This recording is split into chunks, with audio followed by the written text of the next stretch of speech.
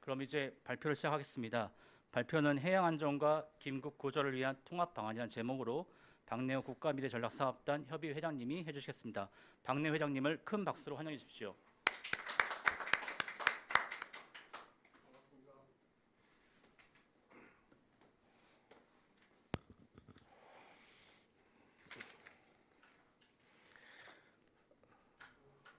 오늘 발표하는 국가미래전략사업단 협의회장 박내호입니다. 국가미래전략사업단은 마스크를 벗고 하겠습니다. 사업단은 사단법인으로서 정창덕 송호대 총장님께서 단장을 맡으시고 블록체인 협회라든가 국방정보통 협회 등 8개의 단체가 연합협의회를 맡고 있고 제가 초대 협의회장을 하고 있습니다. 특히 오늘 해양 안전과 긴급 구조를 위한 통합 방안에 대해서 발표를 하게 됐는데, 특히 오늘 더 행복한 충남, 대한민국의 중심, 충남과학기술진흥원의 김광선 원장님께서 취임하신 지 1년이 됐습니다. 이 중에서 해양에 대한 모든 분야에 대해서 아젠다를 갖고 있기 때문에 그 중에서 충남의 해안에 대해서 해양 안전과 긴급구조를 위한 통합 방안에 대해서 제가 임무를 받고 준비하면서 보니까 이 호서대가 이 수중통신 기술에 아마 전국에서 어느 대학, 세계 어느 대학보다도 가장 앞서가 있기 때문에 오늘 그 중심으로 해서 설명을 드리고 이렇게 하겠습니다. 특히 오늘 수협 중앙에 놓으셨는데 어선에 대한 모든 통제본부가 이제 거기에 다 직결되어 있습니다. 그래서 저는 레이더망까지 있기 때문에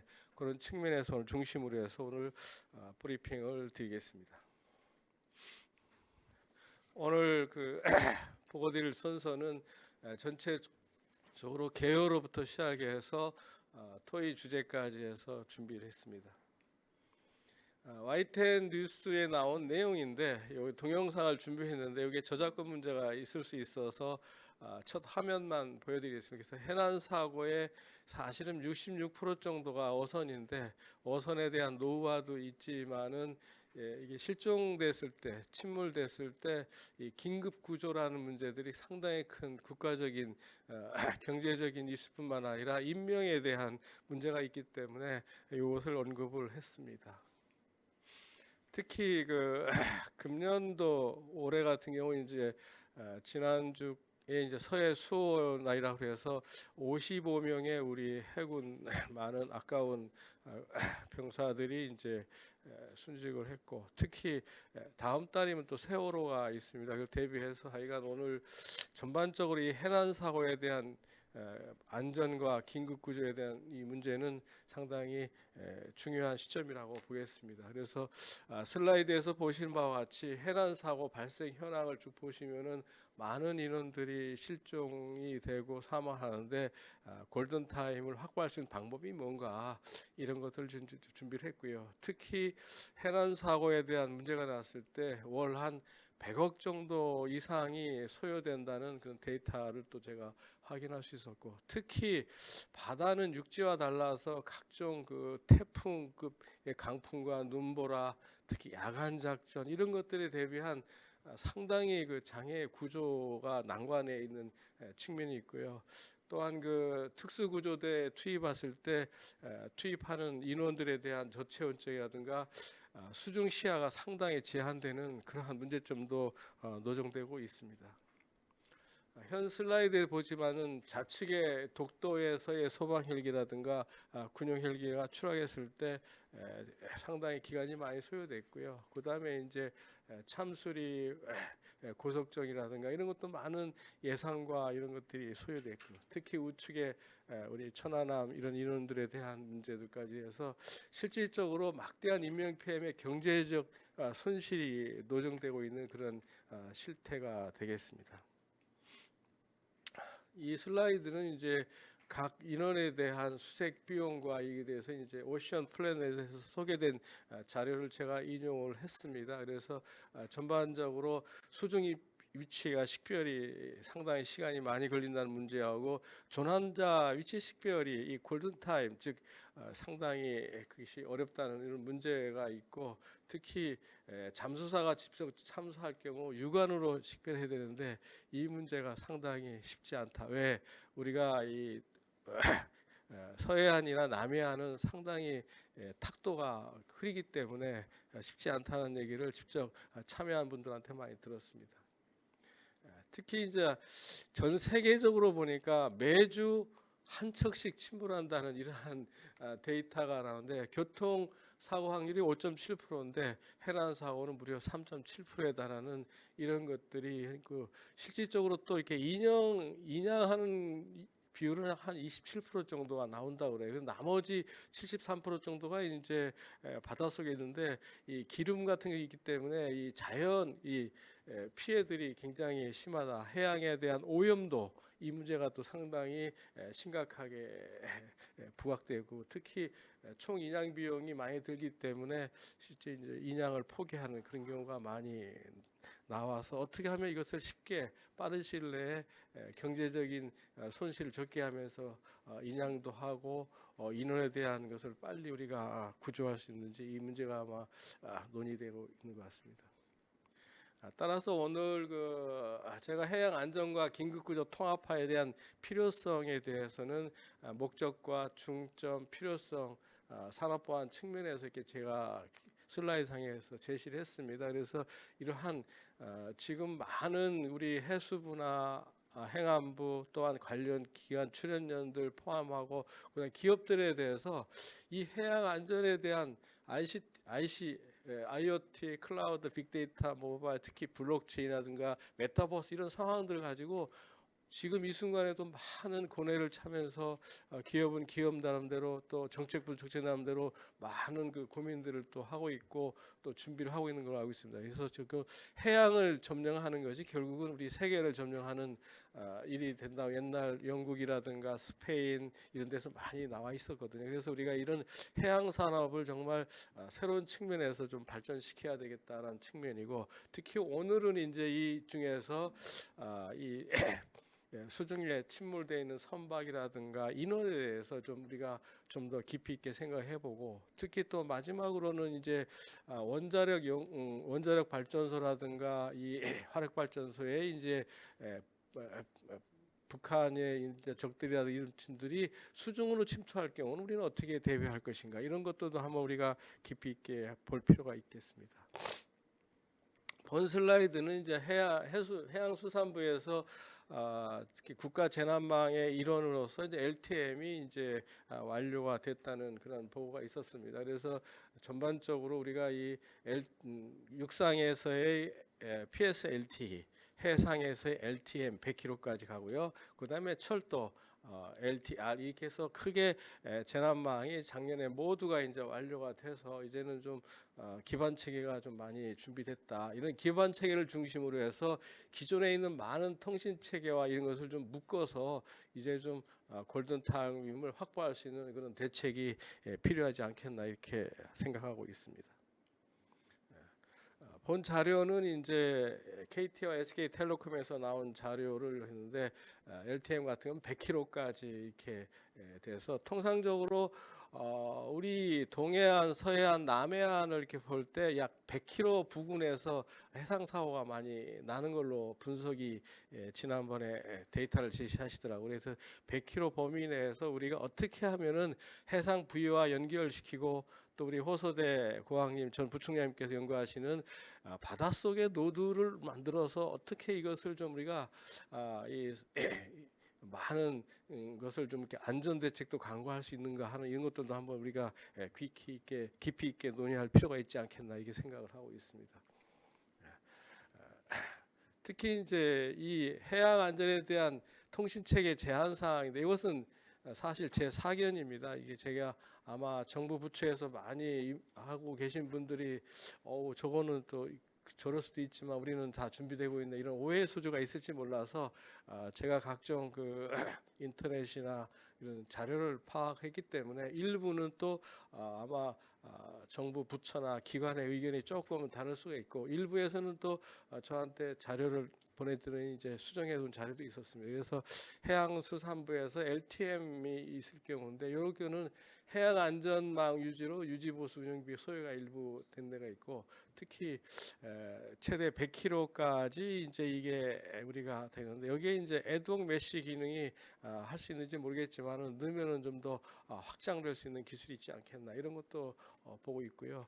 그다음에 행정안전부에서 이제 주무부서가 되어 있는데 국가 PSLT를 주무식으로 해가고 있는데 가장 시급한 게 이게 이제 간섭에 대한 문제인데 아마 이 문제도 금년도에 많이 해소될 것으로 지금 보고 있습니다. 또한 이제 해양청이라든가 경찰청 이런 데서 지자체 나름대로 많은 있지만 가장 큰 게 이제 이게 세계화 시키려면은 우리가 이제 표준화 이 문제는 상당히 우리가 준비해야 되지 않겠나 이런 생각도 감히 해봅니다.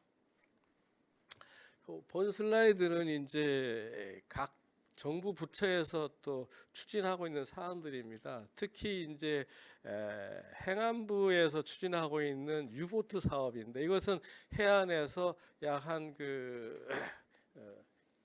해상에서 이제 사고가 났을 때 인원을 구하기 위해서 유보트라는 이것을 했더라고요. 그래서 여기 또 지금 우리가 1km 범위 내에서 원격으로 이렇게 하는데 약 한 60km 정도로 빠르기 때문에 어떻게 보면은 인명 구조를 하는데 이 거리가 좀 짧다는 그런 단점이 있어서 이것도 좀 우리가 같이 더 보강시키고 특히 최근에 이제 킴스트인가요? 거기에서는 이제 부산에 있는 킴스트인가? 거기에서는 이제 수륙 양용 드론까지도 요즘에 이제 준비하고 있는 그런 보도자를 본 적이 있습니다. 또한 이제 우측에 보시면 구조형 무인 드론인데 특히 이 드론은 이제 파도부터 시작해서 강풍 이런 데 매우 취약하거든요.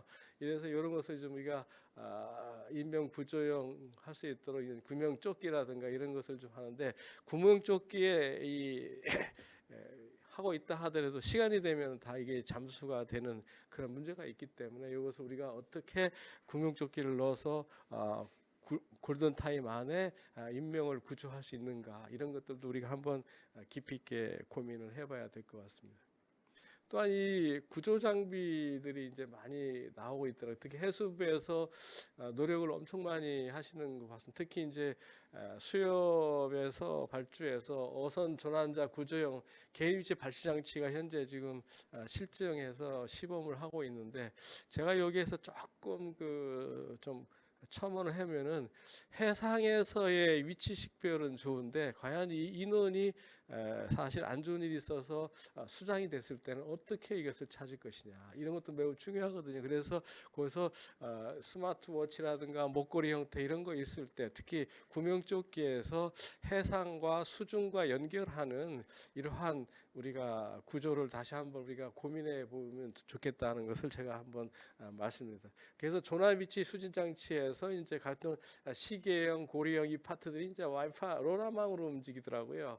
그다음에 이쪽에 LTM 이런 것들이 있는데 실질적으로 이제 해양청이라든가 수협 종합 상황실에서 이러한 것이 분석이 될 때 이 해상과 수중 속에서의 통신 대책을 좀 함께 강구를 하면 인명에 대한 우리가 존엄성을 더 강구하지 않겠나 이렇게 저는 판단하고 있습니다. 특히 여기에 이제 우리가 또 나올 문제가 이제 전원 대책을 어떻게 강구할 것이냐. 특히 오서대에서 우리 고학님 부총리께서 개발한 거 보니까 위치 발신기 같은 경우는 한 2달 정도의 그러한 저전력으로 쓰는 것을 제가 한번 지난번 브리핑에 한번 들은 적이 있습니다. 지난번 공공안전통신망 포럼이 이제 지난 3월 23일 날 조찬에 있었습니다. 제가 현장에서 조찬에 참가했는데 안행부에서 작년에 추진과 금년에 할 거에 대해서 아주 상세하게 담당 과장님이 브리핑을 한 적이 있는데 가장 주목해야 할 부분이 제가 이제 재난안전통신망 구축이 완료됐고 개통식까지 가졌다는 문제, 특히 재난선박해 이동기지 구축이 완료됐습니다. 그다음에 더 큰 건 이제 재난안전통신망법 이게 이제 시행규칙이 제정됐다는 게 가장 이 의미는 이제 아마 정부 부처에서 각종 이제 여러 가지 과기부라든가 R&D의 과기부, 그다음에 해수부 이런 정부 부처가 할 때 이제 아마 주무부서가 된다는 뜻이기 때문에 앞으로 다부처 사업을 준비할 때는 이제 아마 행안부를 중심으로 해야 되지 않겠나 이렇게 생각을 합니다. 그래서 이 재난안전통신망 기본법 이게 시행규칙 시행령이 됐다는 것은 아마 우리가 재난에 대한 문제들이 아마 이제 일어나되지 않았나 이렇게 저는 개인적으로 판단을 하고 있고, 확인해 보니까 금년도에 일부 사업들이 있고, 특히 이제 재난에 대한 기술, 특히 AI 기능을 어떻게 넣을 것인가에 대한 예산도 한 205억 정도가 이제 확보됐었는데 아마도 이제 기업이 선정된 걸로 알고 있습니다. 그래서 이런 것들이 지금 끊임없이 정부 부처에서는 이 재난에 대한 관심과 또 이거에 대해서 다시 한번 브리퍼로서 감사하게 생각합니다.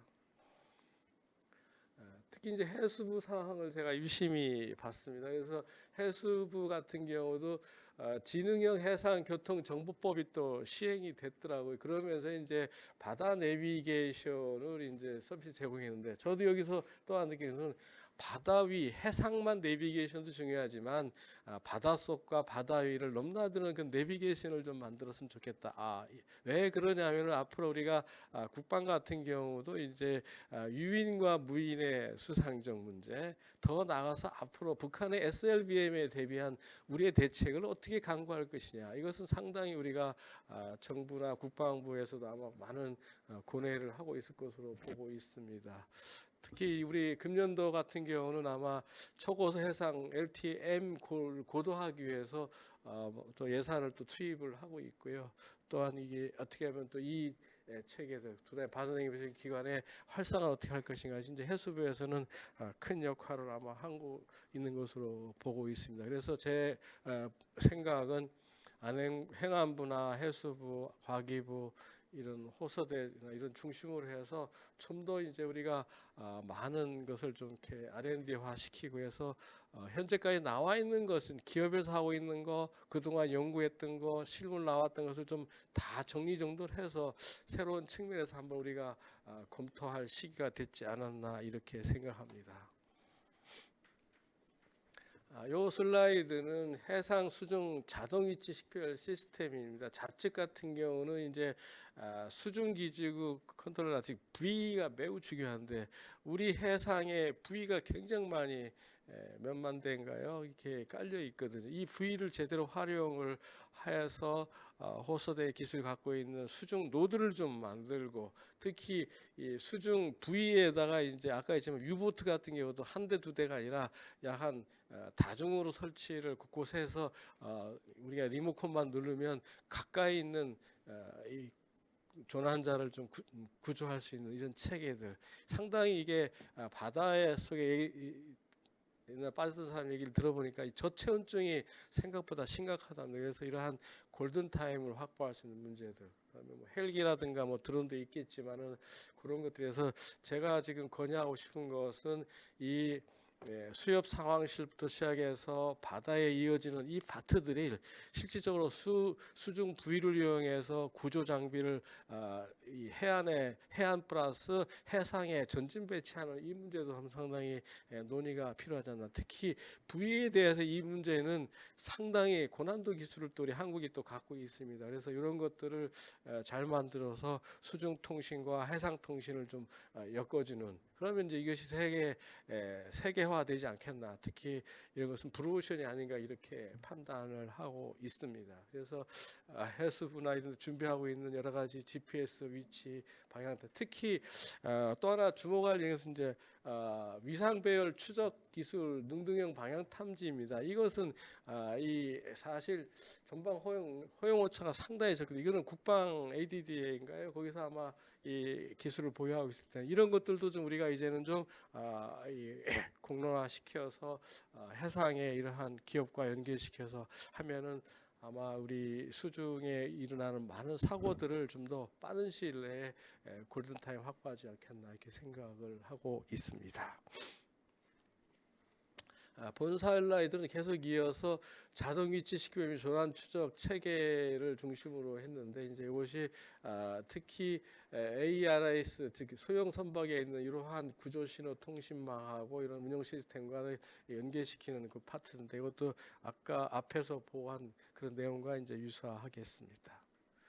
이것은 이제 오션 플랜이라는 이 회사에서 소개한 자료인데 특히 이게 이제 우리 국방 스타트업 경연대회에서 아마 상당히 우수한 성적으로 돼서 지금 나름대로 준비를 하고 있는데 어선이 침몰할 경우 침몰 위치를 식별하는 게 생각보다 굉장히 어렵고 시간도 많이 들고 경제적인 손실이 많이 간다는 겁니다. 그래서 여기서 침몰이 되면 바로 침몰과 동시에 이 그림에서 보시는 바와 같이 저런 것이 불이 떠가지고 이제 위치 송변하는데 요 사실은 이 송신기가의 거리가 많이 못 나가서 우리 호소대에서 갖고 있는 기술과 좀 붙여주면은 상당히 시너지 효과가 있겠다 해서 제가 이것이 우리 국방에서 스타트업 경연대회에서 나오기 때문에 제가 소개를 시켜드렸습니다. 현 슬라이드는 GMT에서 이제 갖고 있는 브로시에서 제가 인용을 했습니다. 그래서 좌측에 이제 많은 우리 바다에서 일어나는 위성 통신부터 시작해서 각종 통신망도 이런 것들이 지금 굉장히 많이 준비되고 있거든요. 그러나 이제 낚시배라든가 소형 어선박 이런 데들은 사실 이게 운영 유지비 이런 것들이 사실 생각보다 많이 듭니다. 그래서 이것이 아마 지자체별로나 많은 그 보조금도 나겠지만 이런 것들을 좀 우리가 종합 상황 관리 체계부터 시작해서 같이 좀 일어나서 선주는 선주의 문제가 있고 그다음에 이제 여객선 하는 그런 여객선 협회라든가 아니면 여객선 표파는 그 상황실이 있거든요. 그런 것들이 아마 5천 개도 있고 이것 때문에 전체적으로 이런 상황을 좀 공유할 수 있는 체계가 있을까 하고 제가 이제 이 슬라이드를 제시를 했어요. 그래서 이 어선을 갖고 있는 특히 선박을 갖고 있는 선주들에 대한 부담을 최소화시키면서 실시간으로 정보를 공유하고 그런 체계가 다 있겠지만은 좀 더 우리는 이 점에 대해서 한번 깊이 있게 논의하고 살펴볼 때가 아닌가 이렇게 생각을 합니다. 현 슬라이드는 통합관제 체계에 대한 문제들, 구조 활동의 통신망에 대한 연동에 대한 문제, 그다음에 이제 인양을 위한 통신 방안을 제시를 했습니다. 그래서 해양 무선 통신망 활용 측면에서 안정과 편리, 확장, 조업 이런 것들이 나오는데 여러분도 알지만 우크라이나 전쟁을 통해서 보지만 이제는 이제 유튜브로 모든 전쟁 상황도 실시간으로 하고 있거든요. 결국 이 얘기는 우리도 이제 바다에서 일어난 이런 모든 상황들을 이제 유튜버들이 현장을 찍고 해서 국민들과 함께 같이 이제 하는 시대가 됐다는 뜻이거든요. 그래서 우리가 앞으로는 우리 대한민국에서는 이러한 안 좋은 일이 일어나서 절대는 안 되겠지만은 국민과 함께하는 이런 것들이 많이 있기 때문에 이제는 이런 파트들도 우리가 해상 안전 긴급 통합 관제 시스템과 연계시켜서 한번 준비도 필요하지 않겠나 이렇게 생각을 합니다. 본 슬라이드는 실질적으로 이제 이 센서로부터 디자인 표시부터 시작해서 액션까지 이어지는 즉 다시 말해서 감시 정보 데이터로부터 시작해서 이것을 DB 분석을 하고 통신체계 상황 구형하고 이런 것들이 있는데 이제는 이런 파트들도 각각 AI 빅데이터 기법을 써서 할 수 있도록 준비를 일부는 하고 있고 또 아마 지금 이 순간도 그에 대해서 많은 연구들을 하고 있고 대한민국의 또 AI 업체분들이 상당히 세계적인 수준을 많이 갖고 있다고 저는 개인적으로 보고 있습니다. 그래서 이런 것들을 우리가 센서, 운영, 분석 모든 것들을 해서 실제 선주가 이것이 지금 오늘 출항을 해서 고기를 잡겠냐 이런 것부터 시작해서 전체적으로 통제본부에서는 이제 안전사고가 났을 때 현재 어떻게 침투해야 투입해서 우리가 구조를 할까 이런 대책까지도 하는 이제는 좀 AI 기능을 좀 더 깊이 있게 넣어야 되겠다 이렇게 생각을 합니다. 현 슬라이드는 이제 AI 융합 해양 감시 시스템에 제가 정의했으면 좋겠다는 이 솔루션인데 이것은 각각의 AI 기능을 좀 묶어서 정말 결심권자들한테 쉽게 설명할 수 있는 것들을 좀 묶어주는 온톨로지 솔루션이거든요. 그래서 솔루션도 요즘에 많이 준비가 됐기 때문에 구슬이 이제 서만 해도 깨어 보이잖아요. 그래서 이런 이 구슬 역할을 할 수 있는 그런 역할들이 좋은 솔루션도 많이 나와 있기 때문에 제가 소개를 또 드렸습니다. 슬라이드는 상당히 그 복잡해 보이지만은 아마 특히 제일 우측에 이제 우리가 해상부터 바닷속과 특히 기장에 지난번에 한번 제가 이제 현역 시절에 방문해 봤는데 1선, 2선, 3선이 있더라고요. 그래서 3선 방어, 2선 방어는 자체하지만 우리 3선 방어, 외곽 방어 같은 게 우리 군부대가 하고 있거든요. 근데 이제 바닷속을 우리가 어떻게 경계할 것이냐 이 문제를 우리가 이제 기본적으로 한번 좀 고민해 볼 때가 않겠나. 그래서 감시 영역별로부터 시작해서 활용, 공유, 각종 데이터 분석 이런 것들을 즉 해양안전 통합관리 체계부터 이제 다계층 감시사 통합의 해양 경계에 이어지는 이런 파트들이 뭐 충남 같은 경우는 이제 당진 화력 발전소가 있겠지 않습니까? 그런데 이제 아마 적이 침투해서 수류탄을 한다든가 무슨 안 좋은 일이 있을 때는 우리가 어떻게 대처할 것이냐.